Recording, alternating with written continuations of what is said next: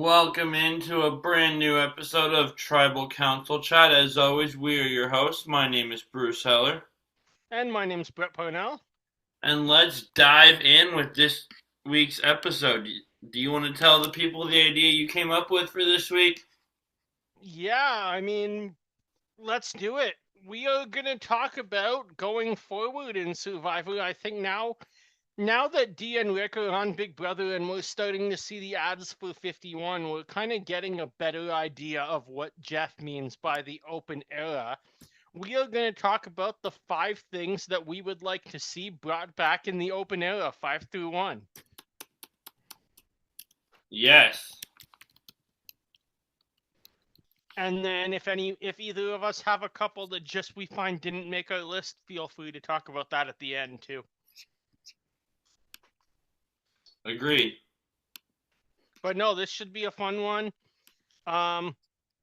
It's something that I think at this point, before any hints from 51 start coming out, you'll probably, shout out to a bunch of other creators. I didn't just make up this idea in my mind. It's something pretty much everyone's talking about right now.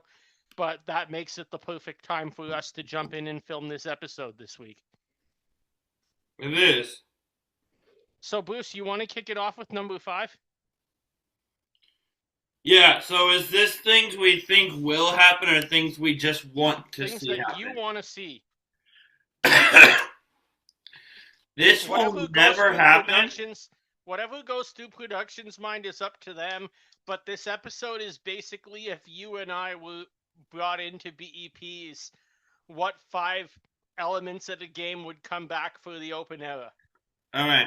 I had a thought come to my mind that's never going to happen, but I'd like to see happen. Like when you text me that idea. I'm going to hold off on that one for now. Alright. But here, what we're going to go with is One World. Like the twist. Let's talk about that, because One World is my number 5 as well. I want to see this. I love the idea of both starting tribes just being on the same beach. I think it's interesting.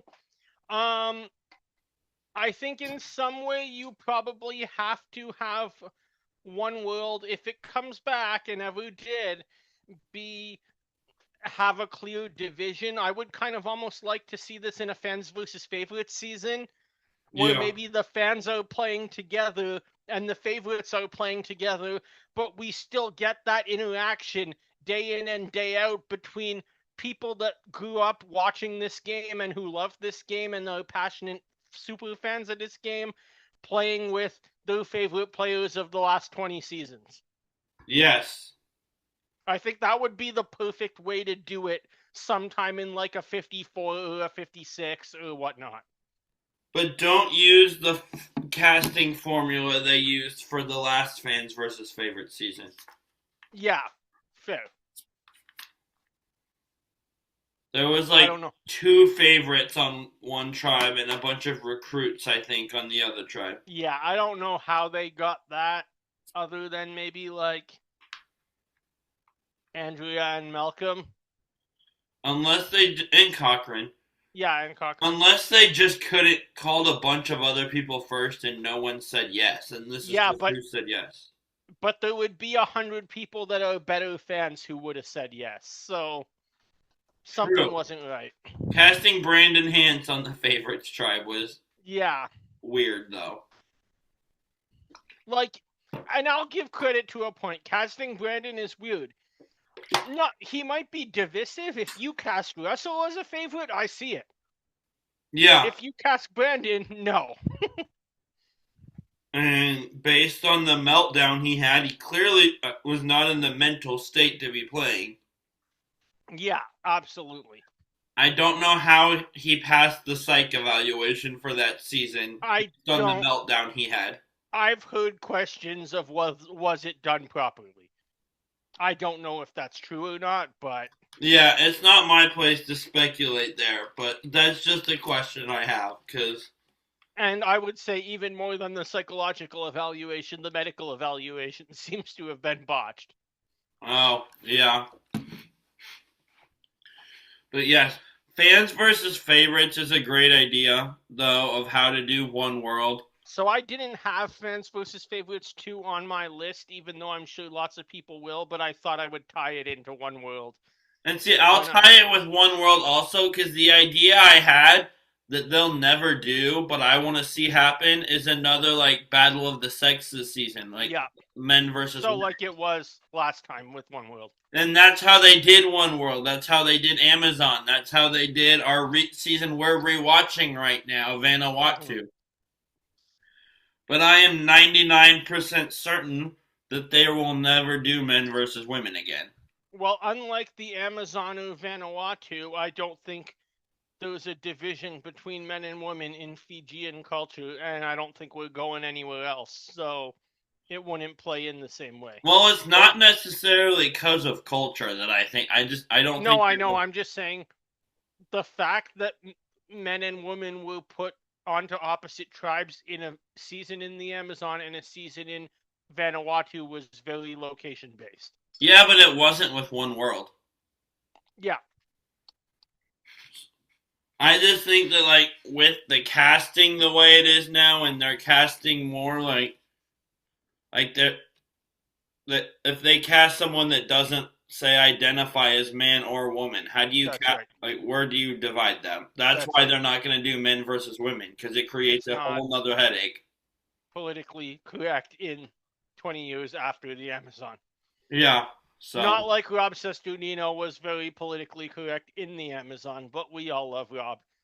I would love to see men versus women. They're not going to do it because it will create a headache for casting. Mm-hmm. But yeah. So what's your number 4? My number 4. Let me try to remember how I just ordered this. My number 4 is a new era twist. I wanted them to bring back journeys that you don't have to choose to play. Oh, yeah. So where I love the idea of going on a journey. I know some people hate it. Cross-tribal communication to me is amazing in this show. I love how much of that we've got in the new era. But in my mind, depending on somebody's position in the game, they should have the option as a player of, do I want to evaluate the risk reward? Not have a position where Jeff wants us to play as hard as possible, so now Jeff's going to dictate my next strategy because I got sent on this journey for no reason other than the tribe did rock, paper, scissors. Yeah.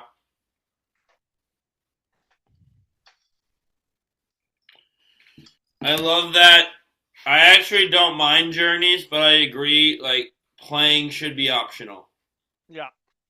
And I don't think it's, I know they probably think it's bad TV. I don't think it's bad TV if somebody goes out and says, I'm in a good spot and I don't want to play. Yeah. I think that still makes great TV between the cast.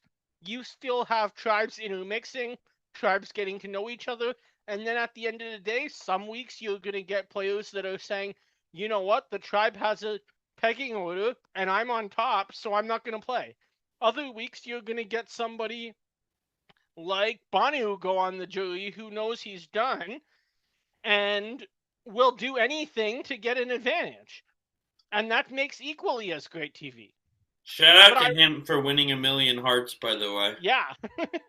But I want to see the people that need an advantage battling it out against each other for the advantage. I don't want to see people totally tank their own game because production said you have to play for this advantage that doesn't really benefit you whatsoever. Agreed. That's a really good one. What's your for? Boomerang Idol.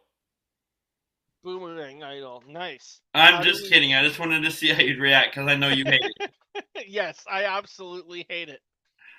The kind of awkward. I should specify. Nice. Great. I hate the concept of Boomerang Idol, and I hate even more that we attached Billie Eilish to it. I hate everything about that twist.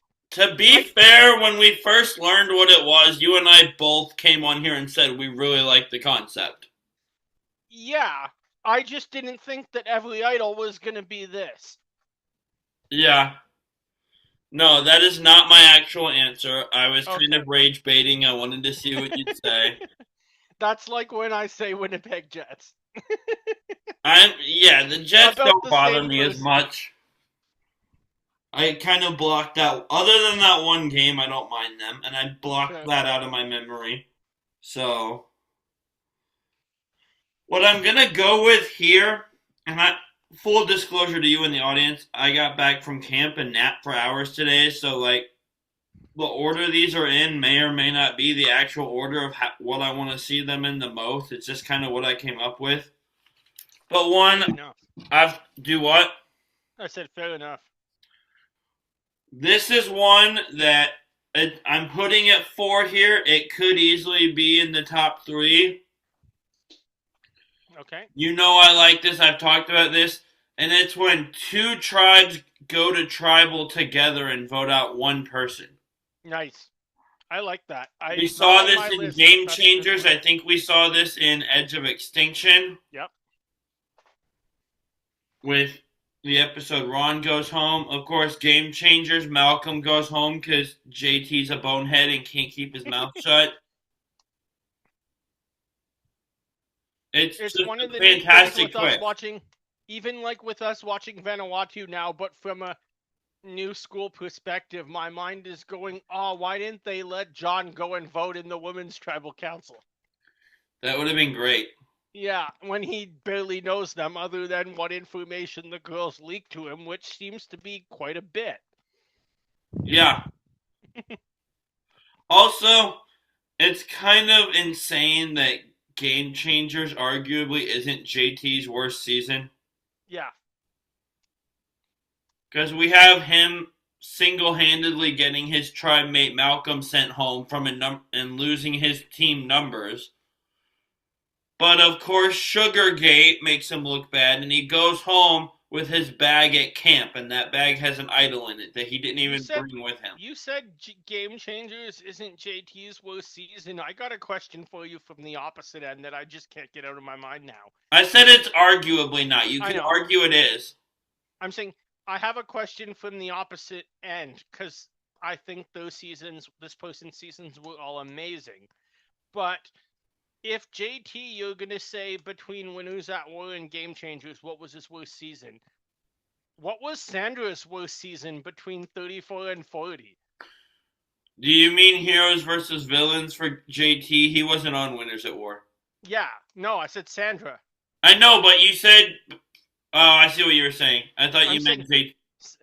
because she was good on both the seasons that she got voted out on, and she won the 2 others. I would say Winners at War because she got sent home because she made a dumb mistake. Fair. Which, honestly, the move in theory makes sense. And it's not even as dumb as the move Denise made sending her home. But it's just not a move she typically makes. Makes sense. Sandra's whole thing is, as long as it's not me, I'll just go with it.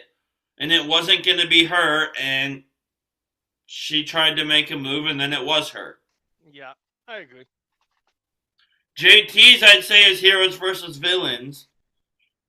Because when you know someone, the only thing you know about someone is that they are a villain, and you trust them so much you give them your idol. That's stupid. Yep. I don't think anything. So. He probably did more dumb things on Game Changers. None of them were nearly as stupid as that idol and letter were. Yeah.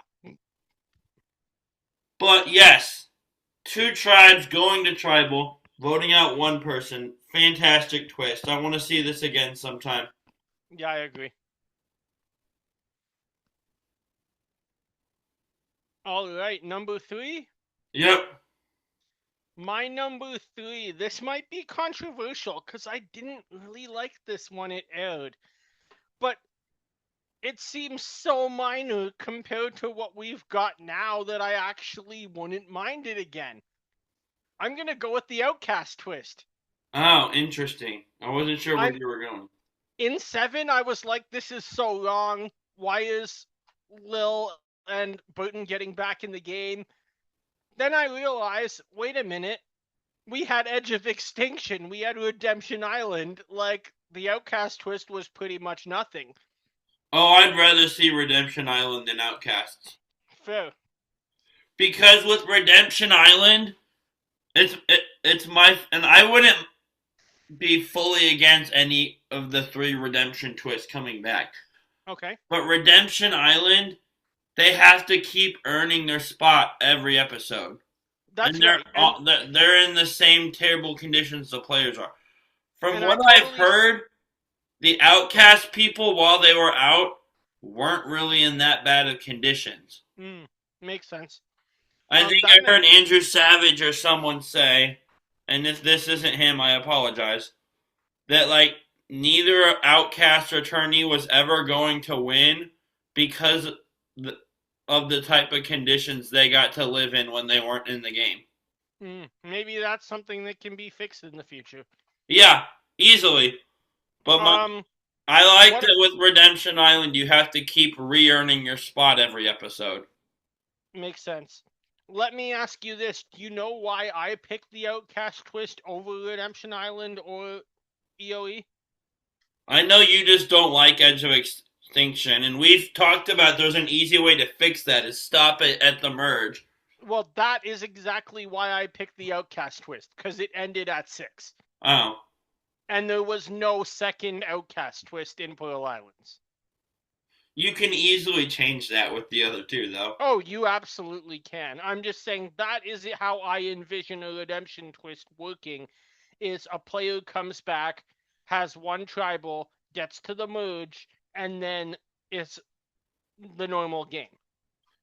I liked Edge 40 better than Edge 38, because Edge 40, they actually had their little challenges and were earning things, and like actually still influencing the game. You liked Edge 40 better than 38 because your favorite player of the season got back in and made it to second. No, it's just Edge 38, they weren't doing anything. They were just sitting around. Edge 40 gave them stuff to do. They could send extortion notes into the game. You know I'm just joking. Yeah, fair. I know how much you like to remind me that Natalie got second. So. I've done that like twice. Fair enough. So I am going to go with here, and this might be the hot take of the episode, because from what I can tell online, I'm the only person that genuinely liked this twist. And I think I know what it is. What? I think I know what it is. What do you think it is? If I tell you the season, I'll let you go for it, but something from season 40. 40? Yeah. Yes. Yeah. Fire tokens. Yeah. They had a lot of potential. They didn't really, and we were, at the end of Island of the Idols, we got the 40 preview, and they said we were doing fire tokens. And people's imaginations ran wild, and oh, this will be such a big part of the season, it'll affect the game. And it really didn't. But like the idea of currency in the game has potential. I want to see. I don't know how they tweak it. I think it's they gave each person like what, 1 or 2 tokens? 1 to start. 1 to start, and everything you can buy tokens with costs way more than that. So maybe bring the prices on stuff down. Like, inflation doesn't have to exist in the fire token economy. Agreed. We can just bring prices down because we want to. But I'm convinced fire tokens can work and be entertaining. And I haven't seen anyone but me genuinely like fire tokens online. But I want to see them back. Interesting. I can see that. I don't know how it would work either, because my big criticism of fire tokens was that they gave too big of a role to people that were voted out of the game. I wish there was some way to work them into players in the game, earning, trading, losing them more. Like, to me, whether it was a good move or not, the highlight of fire tokens is Sandra and Denise, because we see 2 players that aren't voted out think that there could be a actual advantage to having more fire tokens and actually trade strategy in the game for a piece of wood. As funny as that sounds. Do you think that is like Fire Tokens' best episode, or is it the Oh yeah, extortion episode? it's that. Because the extortion episode, they play a central part in the story. Tony has to go around and get. Yeah. He's got like one or two tokens and has to gather a total of 6 and convince people to give him tokens. But once he gets them, I don't even know if the a big part of the story after that, because the big part of that episode is Tony's master move against Sophie. True. My And mind that's goes to probably the extortion when I strategic think move of of the fire tokens, but if you're trying to pitch bringing them back, your episode is a better sales pitch. Makes sense. But like my mind goes to Tony scrambling, having to gather tokens. Mm. And as we're talking, I think I figured out a way you could possibly like get them to the people in the game without the edge people. Makes sense. Because you've told me before Winners at War had reward challenges that just didn't make the air, right? Yep. Why not just any reward? Has Plus, I don't know how this would work with tribe awards, but any individual reward, it's the typical reward and then X amount of tokens. That's a perfect way to do it. Or if you're not even maybe within the tribe rewards, we could have something like tokens hidden within the fruit basket or the blankets and pillows. Yeah. I've always, like, that's been a thought of mine, is like, how do you do tokens without edge? Because, like you said, a lot of the people got their tokens sent to them from the edge, but making them rewards solves that easily. Yeah, absolutely.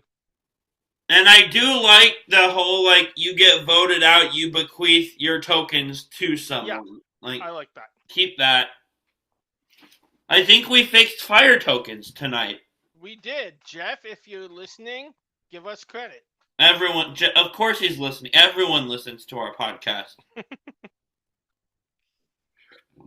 But, okay, what's your next one, since we just fixed fire tokens? My number 2 is one that I think you know is going to be on my list, but it's from Survivor Korong. Is this one that everyone but you doesn't like? Yeah. Okay, I know where you're going. I don't know if everybody but me doesn't like it. I would be inclined to guess, and I would have to talk to them, but I think somebody like Jake O'Kane or Eliza Orlins probably likes this twist. Yeah. And the reason I say that is it takes the exact same skills as a good defense attorney to be able to identify Genevieve probably loves this twist. When this twist is in play, you have to be able to read people as they come in, despite that they're trying to hide and suppress all of their emotions. Identify within a panel of jurors who's the most biased and have them removed from the jury, or as you guys in the States would say, challenge for a cause. In my mind, this twist is the one thing that takes the words jury in Survivor and makes it more representative of an actual jury that would take place in a criminal court. Yeah. So I think it's brilliant. I know a lot of people hated it because they felt Neil deserved to be on the jury. I get that. I'm going to be totally honest. I feel that, and this is just my opinion, but I feel if Neil wasn't medevac, people would hate it a lot less. I think the general sense of the audience is that they felt bad for him getting medevac, coming back, talking in his Ponderosa video of how he's still excited to make a difference in the game. Maybe tried to make a bit too much of a difference in the game. Let his cards on the table before day 39 final tribal council, and Michelle sent him packing. Yeah. But I think this is a great advantage, and I don't care really how it gets played. It just allows a challenge winner to look at the jury and say, how can I make this benefit me based on what they're perceiving. And you know what? If we went in Michelle's case, she played it right, clearly based on Neil's reaction. But there's no guarantee that would happen. If we played this twist 25 times, I think 12 of them people would play it wrong. And someone would walk out of there and say, I was probably going to vote for you, and you just screwed your own game. Yeah. And that's Great. just as good, too. And so, and for your personal interest, it removed someone from the jury that was never voting for your favorite player. It So, removes someone who was not only never voting for my favorite player, but from what I've heard from the other players, was talking nonstop about how great one player is in the game and deserves to win at Ponderosa. yeah. And just my guess, because I don't know, I wasn't there, but I think that might be how Michelle played this well, is if, from everything I've heard online, if Neil was as biased at Ponderosa as he was, and was clear about already having his mind made up, human emotion means that he will react to every answer Aubrey says in Tribal Council differently than every answer Michelle says, Joe says, Sydney says, Julia says, Scott says, Jason says, Ty says. Yeah. He already made up his mind. I want Aubrey to win this game, and therefore your facial expressions, your emotions, your reactions to things probably told the whole cast this guy wants Aubrey to win the game. You have biased jurors like that every season, though. Of course you do. I Which mean, is why I think that this twist just makes the added aspect of the jury more entertaining. If it was in 2/3 of seasons, do you not think that people would try to hold that in a little more and not feel like, oh, the jurors themselves would feel like if I am reacting in a way that makes people know who I'm going to vote for, that I might be out of here, so I really should try to be as balanced of a juror as possible? I don't know if they'd say I should try to be balanced as much as just hide my true intentions. I don't know if their actual mindset would change. They would just try to hide it. I mean, I think it would bring in, like I said earlier, that element of a criminal trial where when if you get into studying law, you know the jury is allowed to have previous opinions, but they have to make sure that they listen to everything that's being presented as evidence in court and make a decision solely on that information.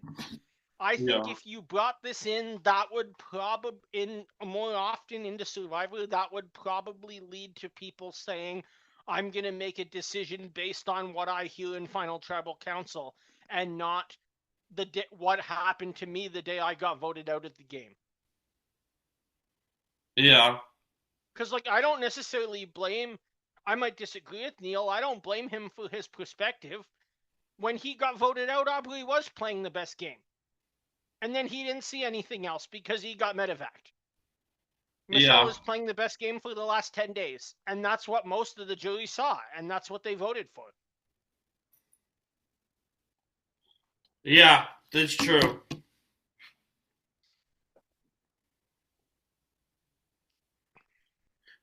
So I'm gonna go with a twist here from Australian Survivor. Okay. And it's from the season that my favorite Australian player, Haley Leake, won. And the way I would do it is announce it when they get to tribal. I don't remember if they announced it then or after the vote.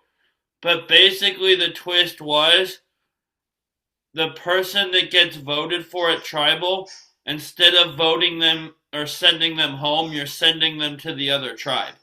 That would be amazing. I'm gonna And look. they've done this a couple times in Australian Survivor too. Yeah, I if they announce it after the vote as kind of a gotcha, I don't like that timing, but announce it when they get to tribal so they know what they're voting for. Okay. Nice. Or maybe like right before they vote, like we've had all this conversation, then hey, the person you're voting for is going to the opposing tribe. Nice. Yeah, that's a good idea.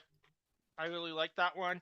I obviously only saw it the season after, so the way I viewed it was you would be voted out and then find out you're going to the other tribe. But Yeah. no, the way that you're making it sound, I think that's probably a better idea. I'd have to see it obviously take place, but no, this would be a really good one, especially in American Survivor, where there's always so many twists that go on, but that give you elements of cross-tribal connection. You may see someone who already has an alliance from a journey on the other tribe find themselves voted onto said tribe, and now they're walking in where they can go from the bottom to the top very easily as a swing vote. Yeah, for sure. So that would be a really good one. Yeah, I agree. Do you have any other honorable mentions before we get to our number ones? No, I was gonna use men versus women as an honorable mention, but I mentioned that tying it to one world. Makes sense. What would I say for an honorable mention that just got cut? My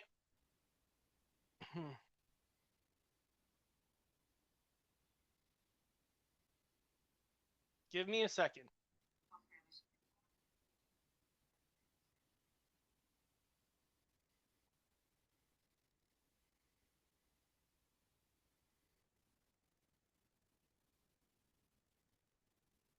I'm gonna go back to a season we rarely, well, every creator rarely ever talks about for an honorable mention. Okay. Thailand. I would love, and this is not, believe it or not, it is not the group auction that we do talk about sometimes. What else is there in Thailand that we I like? I would love to see the open era go off first impressions and Schoolyard pick their own tribes. Okay, that'd be cool. That was happened in Thailand. It doesn't always work out the best, but I think today it probably would work out a little better than it did back then. Part of the reason why it just didn't work out the best is you just didn't have a great cast on Thailand to begin with. But yeah, I would like to see us give this another chance. Yeah. Where production has less control over who's where, and that all we get is the players' names and occupations and where they're from. Yeah, that'd be And fantastic. then they just draft. I mean, I think probably in my mind at least one of the better moments from a human perspective of the first 10 seasons came late in this draft when Ken gets a standing ovation from his new tribe mates when they find out he's a New York City police officer a few months after 9/11. Oh yeah. That was something probably one of the few things I remember from that season. So I'd love to see it get brought back, have a chance of like players trying to see who they might have something in common with and going for it. If it doesn't work, it doesn't work. But if Jeff says we can do anything we've ever done before in this era, why not? Yes. Bring back the medallion of power. No. It wasn't useless at all. I still don't understand the Medallion of Power, and that was 29 seasons ago. Let's just, for 52, bring back all of the Nicaragua cast and just have them run it back. No.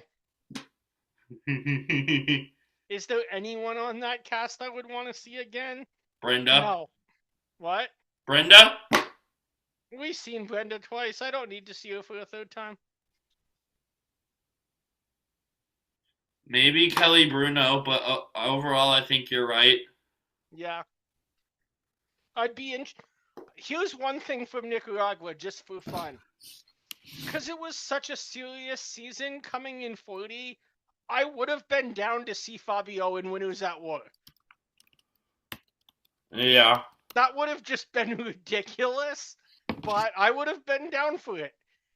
Fabio in Winners at War, playing with Rob, playing with Parvati, playing with Sarah, playing with Tony, would have just brought a total different dimension to that season.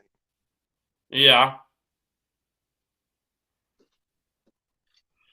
So, I'm curious, and I looked up on Google how does Survivor's Medallion of Power work, and it says the advantage is the tribe in this is the Google AI thing. Yeah. The tribe in possession can choose to use it before a challenge for a distinct leg up, such as a shortcut or a head start or less workload. The catch is that once a tribe chooses to use it, they have to surrender it to the opposing tribe. And tribes could choose not to use it, but if unplayed, they keep it for the next challenge, forcing the other team to play without it. Did it ever get used? I don't even remember. It's if we were doing most pointless twists, I would be putting that medallion in there. Yeah, I agree. I 100%. Because even if you do use it, you give it to the other team and they use it next time, and presumably you win when you use it. Numbers are even again. That's right. It's so stupid. Yeah. But coming off of, for my last one, coming off of what we watched in Vanuatu when John went to the other tribe, I'm going back to my favorite season, Survivor China, and going with kidnapping, not the kidnap tribe swap. Okay. If we were doing our least favorite twists, that specific tribe swap would be on my list. I hate the way that was done. So do I. But one of the parts of China is that when a team won, I think, a reward challenge, they got to choose someone to kidnap for the other tribe that stayed with them until the immunity challenge. Yeah. And, like, seeing with Vanuatu how much fun it was, content-wise, having John at the other tribe, I'd love to have that every episode of the pre-merge. That would be good. And we got it a bit in Pearl Islands, too. Yeah. Yeah, I strongly agree. I didn't put this on my list, but that's a really good one. Especially if you get a cast that is just not very united within one tribe, like Yasu was. I mean, Lepevi would have been no different if they got the chance. Could you imagine, say, like Eliza going over to Lepevi and just breaking down those two alliances? Yeah. That would have been equally as entertaining. But yeah, I strongly agree with you there. That's a good one. Add it to my honorable mentions list because I don't have that as my number one, but I really like it. Nice. Ready for my number one? Of course. Second Chance 2. Oh, yeah. The fans need a chance to vote for the cast again.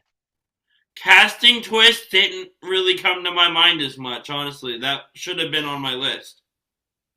Fair. But there's so many good players that have never played again. Like, I would be okay even if we had... When did we have Second Chance? Was 31. 31, yeah. Like, I'd be okay with it starting at Korong and going up to, like, 55. No, because we need T-Bird. Okay, fine. That's a good point. But, I mean... It can be 32 forward plus T-Bird. I'm okay with that. Yeah, I'll take that. But I don't think... I just mean as in, like, I don't think the fans have to be given a whole cast of old school options to vote for, even though that would be amazing, because probably not all of them want to play. I do agree with you that T-Bird would play. She's very involved, as we know, in the community, and... I have heard everyone say, I don't know how she didn't make it on 31. I voted for her. Yeah. Everyone is saying this. How did she not make it? Nobody knows. We also have everybody say, I don't know how 50 had forced fire making because I voted for a vote, and that didn't happen. Which leads me to think it's the exact same problem. People that are casual viewers 1-2 seasons before the vote just all voted one way. Because it's all they knew. They didn't know who T-Bird was. But they knew Monica Padilla? Yeah. Okay. If you only watched in the 20s, But she played in 19. She didn't even play in the 20s. fair enough, but who knows? Yeah. But you get my overall point. Yeah. And that's not necessarily a shot at Monica. She's No, fine in entertaining her first season. Just a strange choice for that season when you see who got left off. yeah, absolutely. Like I said, 3/4 of the people I voted for didn't get on the cast. So Yeah. I'm as perplexed as anybody about that season.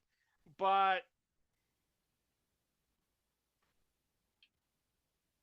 yeah, I definitely would agree with you. We need T-Bird, but I do think that there's lots of people that because 38 was only 4 toonies, and then we had Winners at War, which was only winners, and then we had 50, which was effectively production's favorites, and didn't really have a ton of like one-time returning players, except for new era players, who obviously that was their first chance.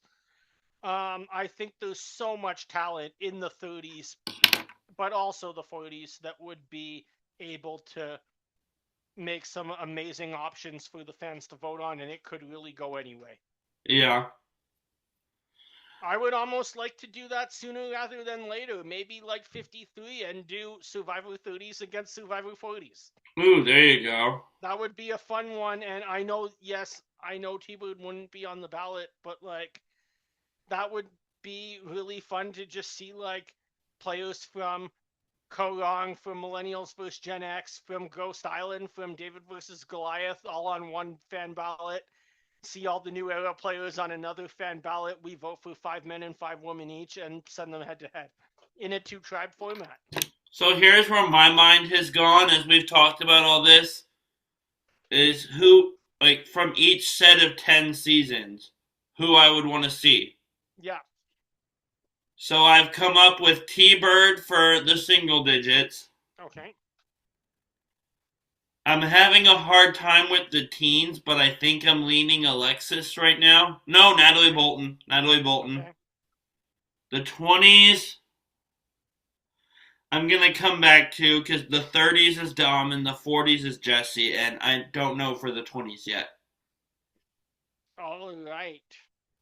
So, all one-time players, let's go for mine. I'm going to agree with you on T-Bird. The teens, I'm going to go with...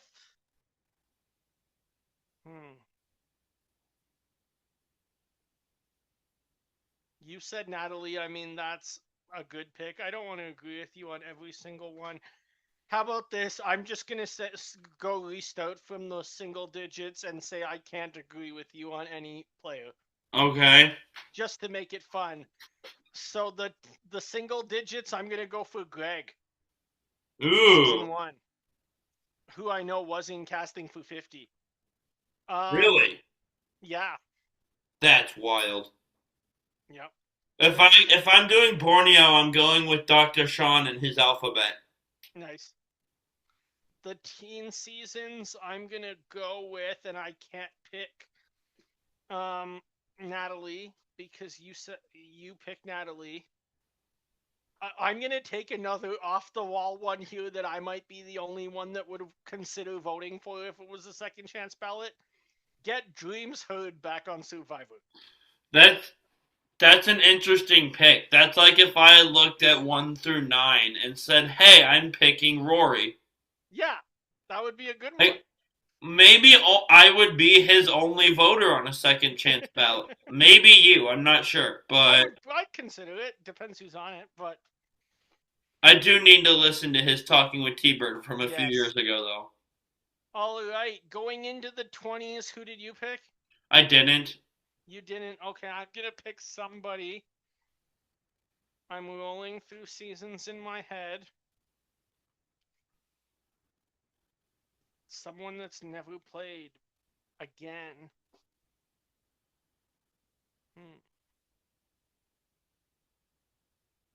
Samoa was 19, so that doesn't work.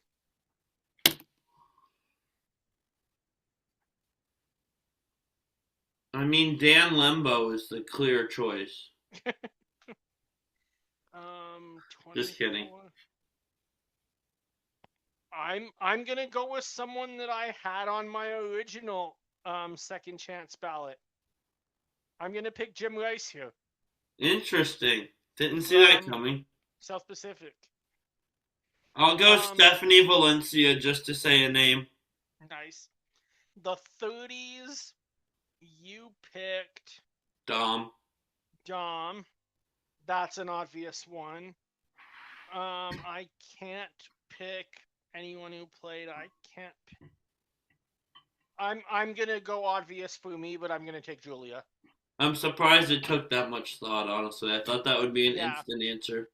Especially without Dom being on the ballot. Well, because he's your pick. And you picked Jesse as... Yeah.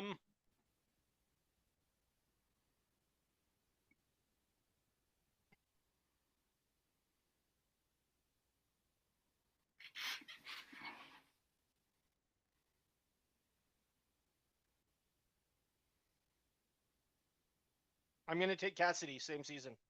Interesting. I like that. So, which one of us is starting a line blindside first boot? Go ahead. Okay, so this is going off of your second chance thing, as I'm going to go random one-time players here. Sounds good. So you're going to get a very forgotten member of season 16. You're going to get Alexis. Okay. Who people forget was part of the Black Widow Brigade because she got voted out pre-Eric move. Yeah. But was part of that group with the other four until her vote out. That's right. I will give you... Oh, this should have been my pick for the 30s. Lauren O'Connell. I'm changing... Oh, I'm going to keep Dom and just say I want Lauren and Dom and just choose two. Because I created the game and I can change the rules for myself. Well, if you create the game and can choose two, I'm just going to throw out the other player that I was deciding between a personal favorite and someone who should be there. So in addition to Julia, I'm going to add Victoria. Okay. So you get Alexis and you get Lauren. And because I said his name is a joke, let's just throw Dan Lembo in here. Why not? We don't use him for this game very often. Fair enough. I am going to first boot Dan Lembo. Isn't he the one that got his expensive shoes buried in the ocean? That's right. His like $20,000 shoes. Were they actually that much, or was he just saying that? No. That's a stupid amount of money to spend on a pair of shoes. I know. The most I'd spend on a pair of shoes is $15 at Walmart. Nice. That's 15 Canadian dollars, so probably like $9.99 for our audience. So yeah, I'm gonna first boot Dan.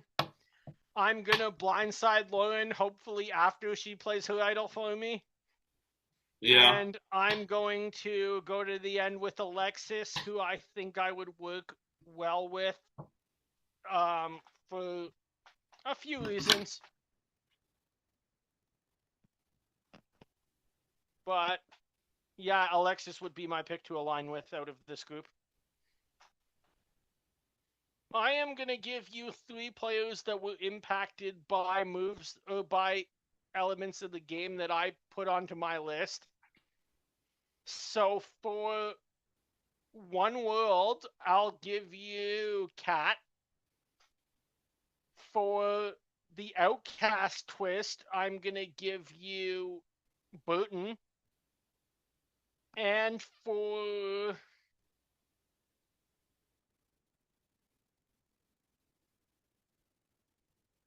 the vote out a jury member, I'll give you Neil.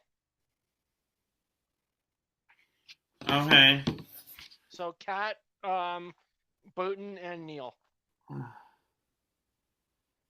Shout out to Kat saying blindsides are fun right before getting blindsided. Is that where you're gonna put her on this list?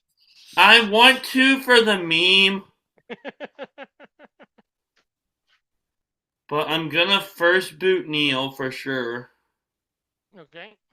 And I'm gonna blindside Burton because I feel like Kat would be the easiest to like get her to go along with my plans and let me drive the boat. Yeah. So yeah. I'm gonna agree with you on Neil. I'm gonna blindside Cat and align with Burton.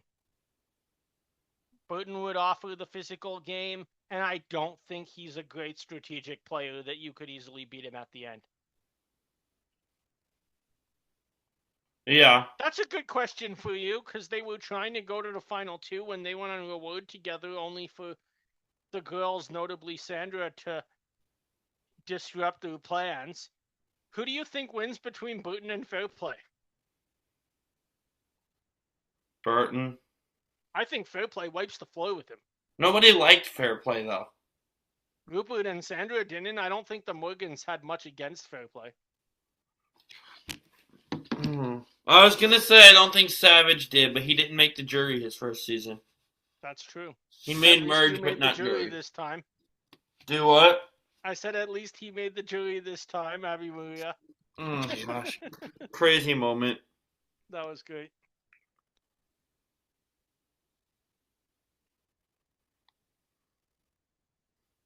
Yeah. Anyway, this was fun. Look out for this episode. Also, look out for Roundtable Talk being back with a special this week, which is you, Kevin, and myself making a cast that we would like to see get calls for the traders whenever the next celebrity season is. Roundtable Talk, I guess, will be back in September when the American regular People's Traders hits. What's the network called that you guys watch it on? NBC. NBC. Peacock, I guess, was what I was thinking, but I forgot. Same thing. NBC owns Peacock. I see. Like Peacock's I said, a streaming service. NBC's a TV channel. up here it's on a different channel, so they just rent it. That's called CTV, if I remember right. No, CTV is the Canadian traders that's on regular television. The streaming is, but that's correct. You are onto it. The streaming for the American traders is on Crave, which is a streaming service. What else? New Generation Challenge podcast will be hopefully getting a cast soon. Anything you want to add about Roundtable Talk? Pit Stop Pals should be back soon. Me and him were both away this week. Fair enough. So, and BB Brains is out with the first reaction to the cast. Yeah, BB Brains is out. Shout out to Kyle. He had a guest on. Great episode. And looking forward to seeing Big Brother 28. And even if you're not a Big Brother fan, if you're just a Survivor fan, looking forward to seeing what Dee and Rick Devens do on Big Brother 28. Yeah. And so, with that being said, everyone grab your torches and head back to camp. Goodbye.